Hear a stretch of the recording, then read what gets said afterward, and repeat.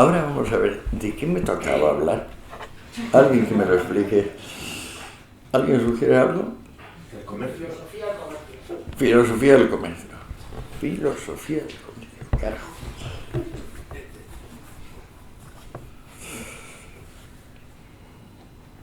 Yo estaba acostumbrado a pensar en móviles históricos distintos de la contraposición entre relaciones voluntarias e involuntarias.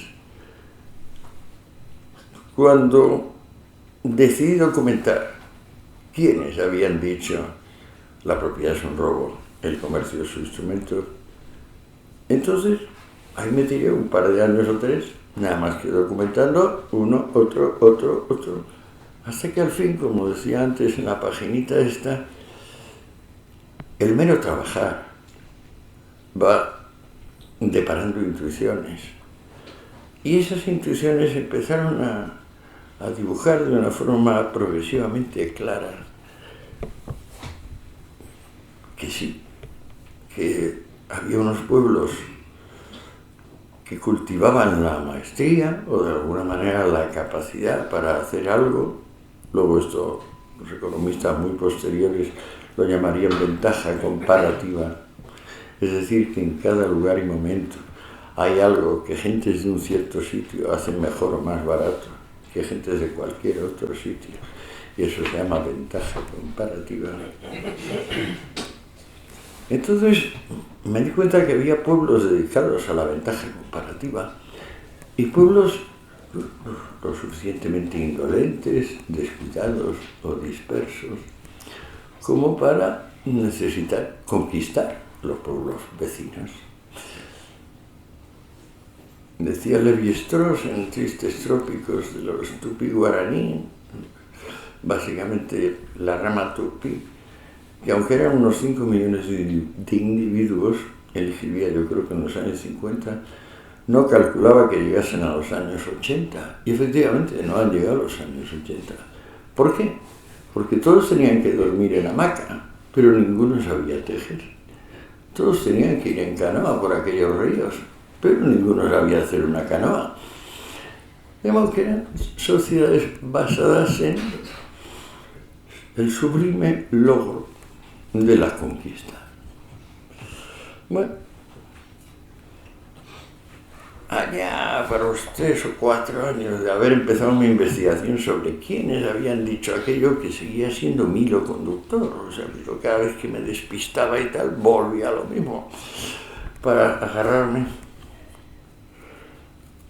Me di cuenta que no había pensado en la esclavitud y que entre todas las razones que se daban de los cambios históricos, el hecho de que estuviese motivado o no el trabajador, pues no se había tomado en cuenta. Así y más, 0 de 0. La primera pregunta fue, ¿es tan antigua la esclavitud como se piensa? Es decir, ¿fue la esclavitud un fenómeno generalizado en el pasado que ahora se va transformando en un simple goteo y que cada vez acontece menos? Una suerte enorme hizo que se estuvieran terminando algunos trabajos arqueológicos sobre los constructores de la pirámide de Keops, la mayor de las 3. Mucha gente, unos 20.000. Ni uno era esclavo.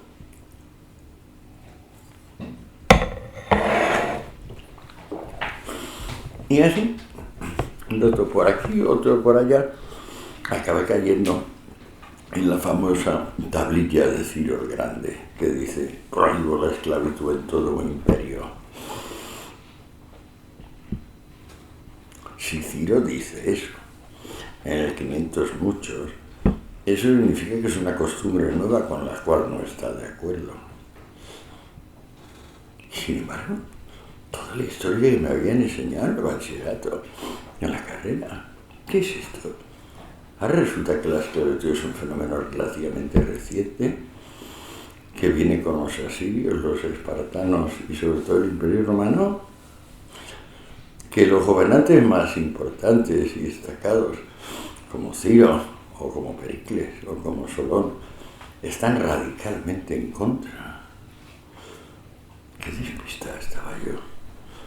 Empecé a ver los fragmentos de Solón y los compaginé, se me había olvidado, con leer otra vez los trabajos y los días de Hesíodo. Y los dos están completamente conformes. Algo está pasando de muy malo, decían Hesíodo y Solón, escribiendo en el obra del siglo VII a.C. Algo muy malo está pasando cuando se está perdiendo el respeto por la remuneración del hombre libre, cuando los esclavos están sustituyendo la mano de obra. Estos dos, Solón y Hesíodo, son, a mi juicio, las primeras mentes de las que tengamos noticia que lo abordan no ya desde un punto de vista moralista, de estar mal esclavizar al prójimo, no, sino desde un punto de vista estrictamente profesional, económico. ¿Dónde va usted si quiere mantener las tasas actuales de producción y de calidad si encarga el trabajo a esclavos? ¿No se dan cuenta de que esto es lo que se va a cargar a nuestra civilización? ¿Por qué hemos crecido? ¿Por qué nos admiran? ¿Por qué tenemos la Mar Grecia y llegamos lo mismo al final del Mar Negro y del Caspio que a las columnas de Hércules en el estrecho de Gibraltar? Pues porque sabemos hacer barcos, porque tenemos cosas que llevamos y las gentes nos las quitan de las manos, como la cerámica, por ejemplo, el aceite, el vino. ¿Cómo vamos a mantener este superávit si lo que era obra de hombres libres que recibían como recompensa su propio mérito va a depositarse en manos de una persona que en realidad es una pseudo persona? ¿Cómo lo vamos a conseguir? Pues bueno, Hesíodo y Solón lo supieron. Y luego, algo asombroso, cómo la comodidad reblandece a la gente.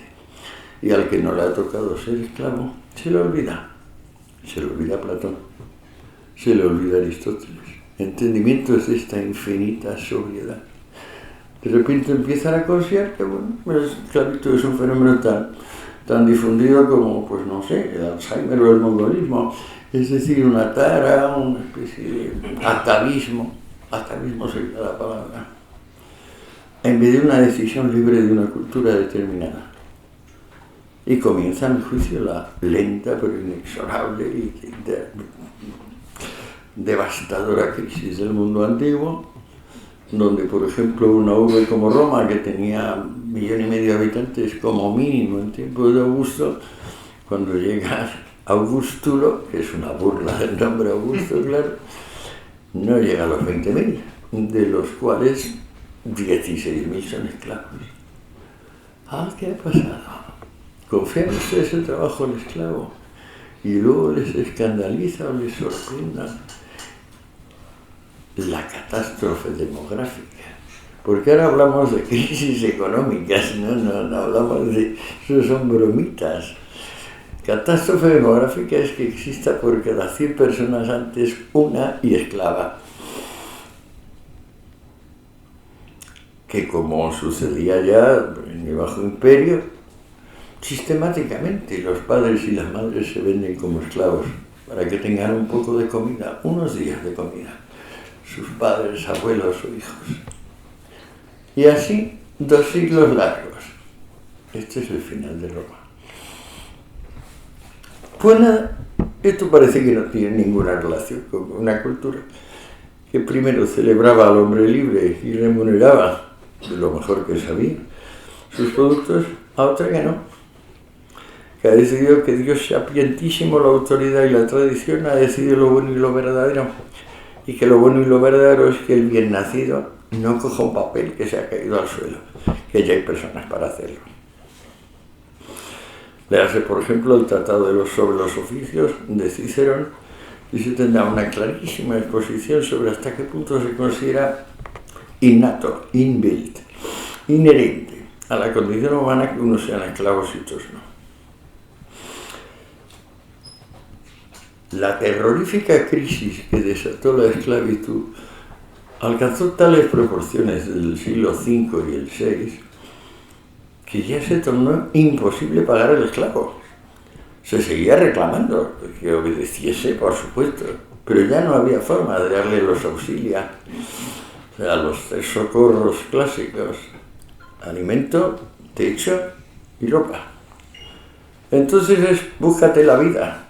Vas a seguir siendo un semiser. No existe realmente, porque solo existe el amo. Pero yo ni siquiera voy a tener que darte nada. Eso sí, tampoco voy a poderte pedir que tú me des todo como antes. Y entonces con el siervo, una gran movida de dialéctica hegeliana, en principio pones a las personas mucho más abajo de lo que nunca estuvieron. Es que no tienes libertad, no eres nadie. Te postras, y si aquel quiere darte un beso, eso significa que tienes el equivalente a carnet de identidad. Si aquel no quiere darte el beso y a establecer el vasallaje, te pueden matar como un perro. Sin embargo, como no le pagas al esclavo nada de nada y le pides la mitad de esos días, una astucia de la razón hace que alguno de estos semihombres pues se ilumine una bombilla en la cabeza y diga, bueno, y si empiezo a desbrozar los caminos que se han emboscado, si vuelvo a restablecer las relaciones de un sitio con el otro, me irá bien, ¿verdad? Eso sí, estoy cometiendo un delito por el cual me pueden ahorcar inmediatamente, que es abandonar mi gleba. Yo estoy obligado como siervo a quedarme donde nací y a seguir haciendo lo que hiciera. En cuanto cambie eso, soy reo de pena de muerte. Pero esta gente, viendo que se mueren de hambre, literalmente, que Europa es un inmenso leprosario, Inglaterra tiene varios miles de leprosarios, Francia varios miles. La lepra, como saben ustedes, es una enfermedad dependiente de las condiciones higiénicas de cada país. Esos desertores del vasallaje, uno se dedica a llevar caravanas, el otro a poner en marcha una pequeña flota de cabotaje, el otro a aprender cómo se acuña moneda, porque en todo esto, claro, uno de los capítulos que sería maravilloso, pero da para varias conferencias, es la historia del dinero, de cómo se va acuñando, qué se va acuñando y de qué manera.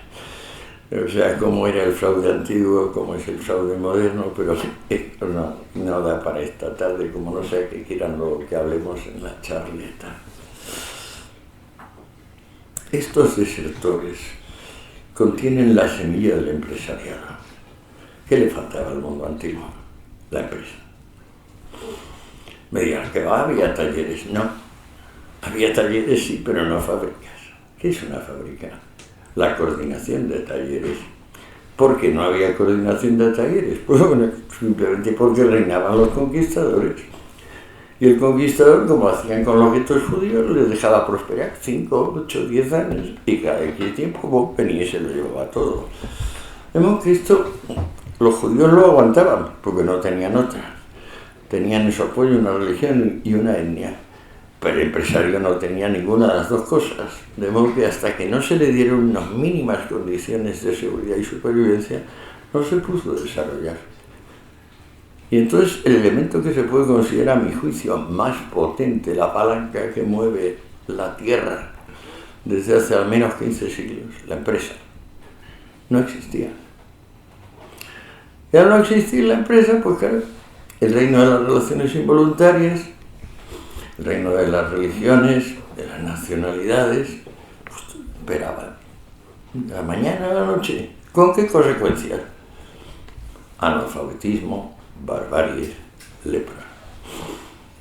¿De qué vivió Europa del siglo VI al XII? de venderle sus adolescentes, gente guapa, joven, a bizantinos, árabes.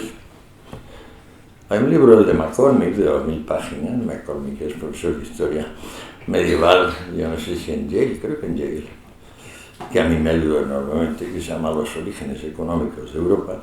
Se lo recomiendo, porque McCormick, como el trabajo de digitalizar prácticamente todos los documentos escritos, todos, desde el siglo V hasta el siglo XI, que no es tanto, pues están reunidos en 3 o 4 repertorios, digamos que ocupan aproximadamente 3 veces la edición de la británica, la que tengo yo, la de 33 volúmenes.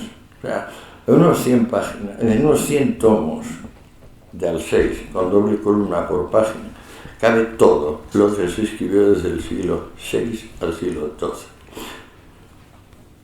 Pues entonces McCormick le empezó a preguntar cosas, es material de digitalizar.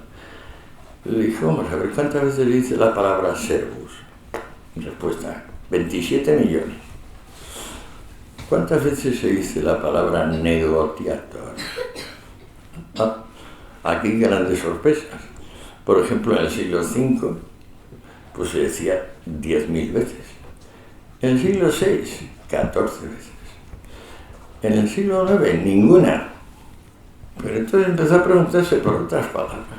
Lucro, beneficio, lucro. Desvanecimiento léxico, igual que negociator. Remuneración, 3/4 de lo mismo. McCormick no tuvo ninguna dificultad en afirmar que se habían convertido todas las palabras relacionadas con los usos mercantiles en blasfemias, palabras malsonantes, en obscenidades. McCormick no saca esa conclusión, pero sí la saqué yo. Si todo lo relacionado con el comercio es obsceno, estamos en un régimen de antipropiedad y de anticomercio. Estamos viviendo el ideal comunista. Esto es la santa pobreza. Estamos cumpliendo lo que el Evangelio prometía, lo que Apocalipsis, el libro de la Revelación, advertía. Esto es el ideal. Está pasando. Y está pasando mucho tiempo. Les dejo un par de minutillos, porque esto es un pequeño cambio.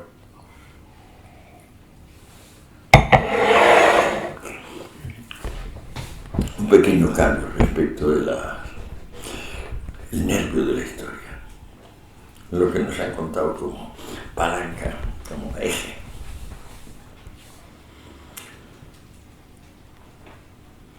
Aquellos pobres que empezaron con una caravana acorazada y el otro con una barcaza, y el otro simplemente aprendiendo como herrero a acuñar monedas porque tenía amiguetes aquí y allá que sabían algo de minería, y entonces se podía recuperar el uso de las monedas, porque es que en la Alta Edad Media las monedas se han tesaurizado, las pocas que quedan de verdad se exhiben como si fueran cuadros, obras de arte en las casas.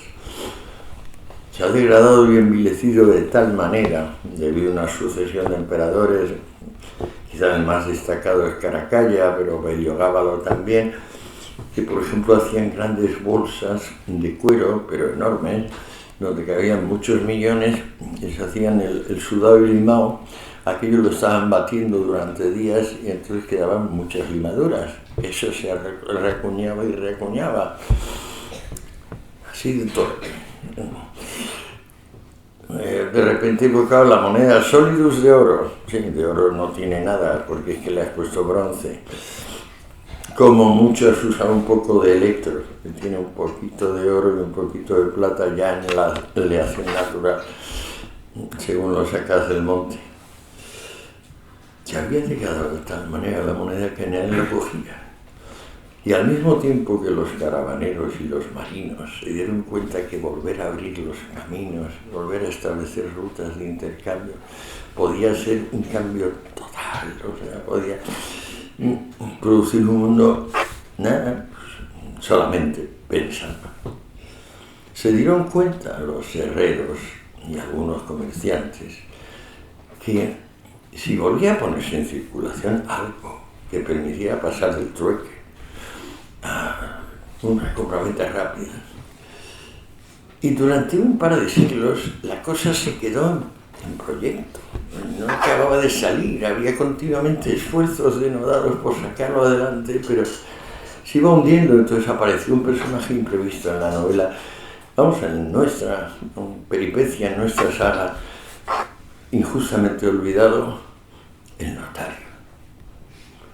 El notario apareció y dijo: ostras, yo voy a ser capaz de hacer que las compraventas se mantengan, porque llevaban siglos y siglos en que alguien vendía algo y muy bien, pues venía alguien y se lo compraba. Pues entonces venía la familia de ese alguien, o el rey, o el noble de la zona, o el obispo, decían: no, esto no es solo de este señor, esto es de todo el mundo, o de mío también. Con lo cual, la propiedad acabó reconociéndose como algo infeudado. Si había, simplemente no se podía transmitir. Sí. Y la pelea era conseguir mover una propiedad coagulada y conseguir desarrollar un principio de remuneración que tuviese alguna conexión entre la maestría de alguien, por ejemplo el caravanero, el marino, el acuñador, el notario, y que no dominase como dominaba la ley de la cuna. Luego vino el marxismo a decir: no, es que quiero una sociedad sin clases. Esto es muy gracioso, porque en realidad Marx está refiriéndose a una sociedad sin estamentos, es decir, una sociedad donde tú ya no sabes en el momento de nacer cómo y quién morirás. Una sociedad estamental lo sabes perfectamente, desde antes de nacer ya se sabe quién es quién. Las clases son simplemente aquellas estaciones, completamente estaciones como las del tren o las del autobús, donde no puedes quedarte. Nadie se puede quedar en una clase social. Siempre estamos subiendo o bajando. Es físicamente imposible mantenerte en una clase social. Cuando al fin se intentó hacer la sociedad sin clase, durante 88 años, bueno, pasó lo que pasó. Eso no nos interesa por ahora, me parece, porque está a la vista de todos. En aquel mundo medieval, vamos a situarnos cuando coronan a Carlomagno, en el 800. Carlomagno es un señor bastante valeroso, con algunos inconvenientes. Primero es que es analfabeto. Le tiene que leer los documentos al cuñado de York, el cura que lleva a su lado. Y bueno, decimos: con Carlomagno empezó Europa. Como si tuviera algo que ver con la actual web, Carlomagno. Carlomagno era el rey franco. Los que más destacaron en la venta de mozalbetes europeos a árabes bizantinos fueron precisamente los franken, los reyes francos, que tenían como principal zona de caza los principados que antes, de la zona que antes era Yugoslavia y que ahora se ha descompuesto en Croacia, Serbia, etc. ¿De dónde viene esclavo? Pues esclavo es un neologismo carolingio, es una palabra inventada por el padre de Carlomagno, el círculo del padre de Carlomagno, Pipino el Breve, donde pues se designa que vienen de Eslavia. Esclavus es eslavus, lo que le ponen una K en vez de la S. Ya. O sea que los francos y Carlomagno tenían como única fuente de efectivo vender a sus propios hijos, o a primos o sobrinos, o si había suerte, pues solamente los del vecino.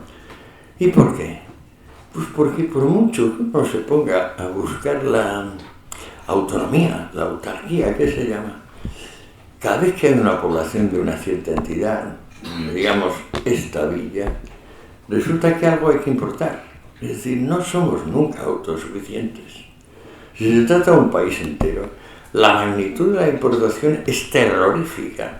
Y aun cuando vivas en un permanente leprosario, como hacía la gente en el siglo X, aun cuando vivas rodeado de heces, como aquellas gentes, aún así, ciertas cosas necesitas. Por ejemplo, una hoja de una espada, o de un cuchillo, o de un hacha. Y para conseguir eso venderás a tus hijos, por supuesto. Y si tú no los vendes, vendrá otro y se los llevará. Y los venderá él. Y esto pasó sin parar. ¿Por qué demonios tengo yo que venir a decírselo? ¿Por qué he tenido que escribir más de 2000 páginas documentadas? ¿Por qué? ¿Por qué no me lo han dicho a mí antes y me han ahorrado este curro? ¿Qué tipo de conjura preside esta lamentable versión de la historia universal donde lo que se paga a las personas es lo de menos? ¿Cómo que lo de menos? ¿Es ahora lo de menos? ¿Verdad que no? Pero es que antes sí, la santa pobreza.